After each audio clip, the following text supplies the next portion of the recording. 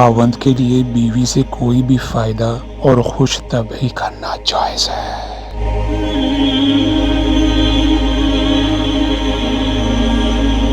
صرف دبر میں دخول یعنی پاخانہ والی جگہ کا استعمال اور حیض و نفاس کی حالت میں بیوی سے جماع کرنا حرام ہے۔ اس کے علاوہ خاوند جو چاہے کر سکتا ہے، مثلا حوض و کنار اور معانقہ اور چھونا اور اسے دیکھنا وغیرہ، حتیٰ کہ اگر وہ بیوی کے پستان سے دودھ بھی چوسے تو یہ مباح استمتاع میں شامل ہوتا ہے اور اس پر دودھ کے اثر انداز ہونے کا نہیں کہا جا سکتا، کیونکہ بڑے شخص کی رعازت حرمت میں مؤثر نہیں بلکہ رعازت تو 2 برس کی عمر میں مؤثر ہوتی ہے۔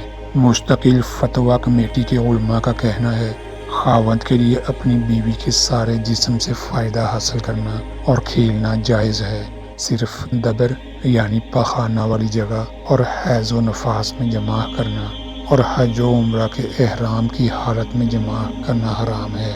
حلال ہونے کے بعد کر سکتا ہے۔ بڑے شخص کی رضاعت مؤثر نہیں، کیونکہ مؤثر رضاعت تو دودھ چھڑانے سے قبل 2 برس کی عمر میں 5 یا اس سے زائد رضاعت دودھ پینا ہے۔ بڑے شخص کی رضاعت مؤثر نہیں ہوگی۔